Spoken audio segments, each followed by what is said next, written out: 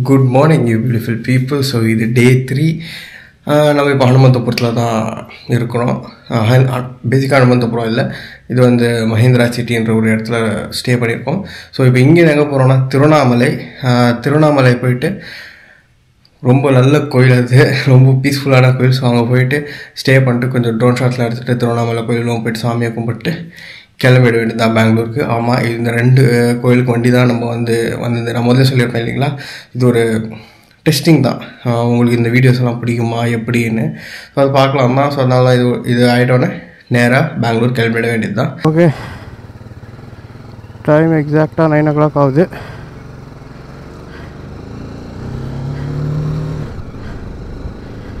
கிளம்பிட வேண்டியது தான். கிளம்பியாச்சு.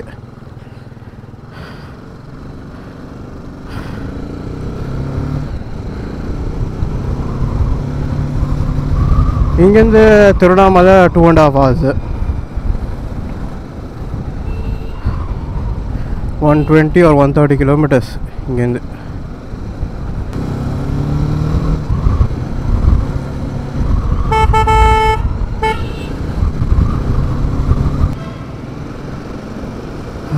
இந்த இளநீர் பார்த்தீங்களா, இது ஆக்சுவலாக ரொம்ப ஸ்வீட்டாக இருக்குமா, கேள்விப்பட்டிருக்கேன்.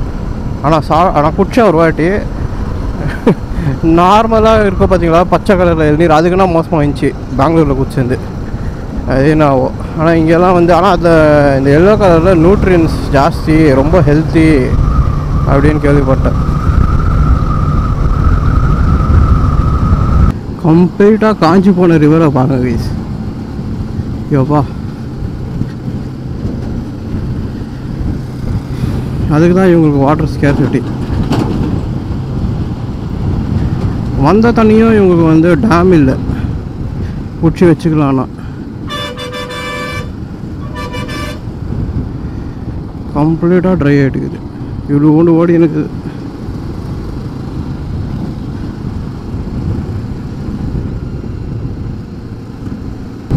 வீட்டில் வேறு எக்ஸ்யூவி நின்றுக்குது. ஓ மை காட், அது எப்படா எடுத்து லாங் ரைடு போகலான்னு இருக்குது எனக்கு. செம்ம வண்டி. இப்போ கூட அதை நினச்சிங்கன்னா ஐயோ சீக்கிரம் போயிடலாமான்னு தோணும். ஏன்னா அவ்வளோ நல்லா இருக்குது அந்த வண்டி. எப்பா என்ன கம்ஃபர்டபுள் சாமி. அது ஒரு ஃபுல் ரிவ்யூவே நான் ஆக்சுவலாக போடுறேன். ஒரு ஆகட்டும் ஒரு 1000 or 2000 ஒரு 1000 or 2000 kilometers ஆகிட்டு வேணால் ஒரு ரிவ்யூ போடுறேன். 1000 kilometers எனக்கு ஆக்சுவலாக தெரிஞ்சிடும் அந்த வண்டி எப்படி இருக்குது எக்ஸாக்டாக.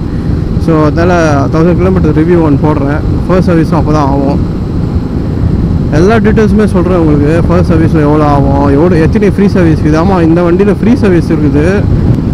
ஆனால் அந்த வண்டியில் என்னென்ன ஃபீச்சர்ஸ் இருக்குதுன்னு சொல்கிறேன். எப்போ அந்த வண்டியில் இருக்கிற ஃபீச்சர்ஸ் எல்லாம் பார்த்தோம்னா மென்டல் ஆகிடுவோம். ஃப்ளைட்டில் உட்காந்த மாதிரி இருக்குது. டிரைவர் சீட்டில் உட்காந்தா ஏதோ ஃப்ளைட்டு இதில் உட்காந்த மாதிரி இருக்குது. அவ்வளோ பட்டனும் ஒன்றும் என்னவோ வந்து ரொம்ப நல்லா இருக்குது.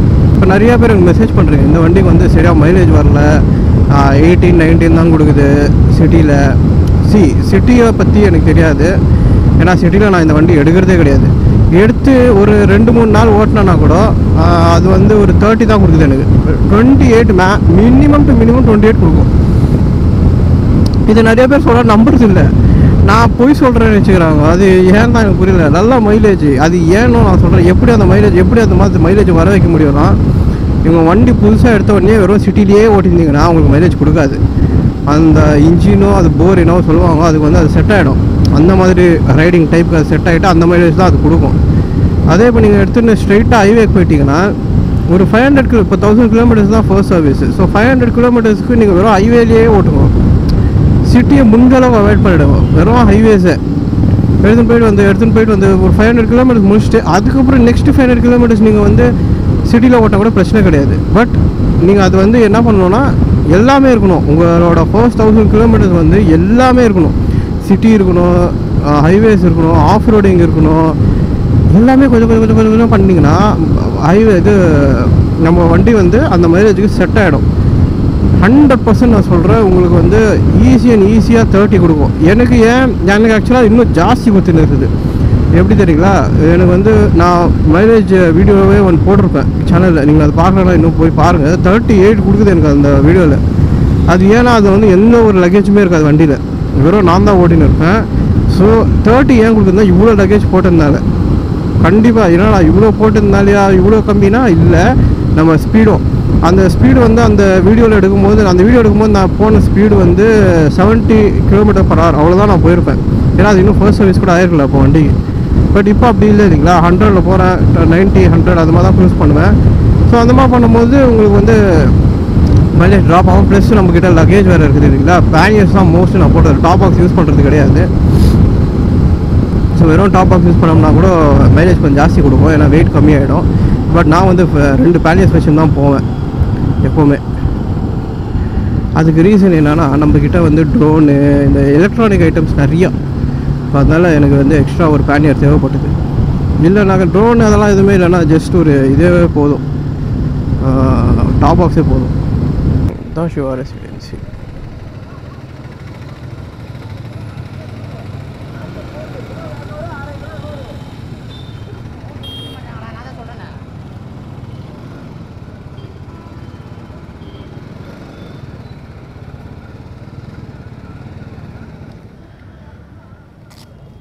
ஸோ கைஸ் ரீச் ஆகிட்டோம்.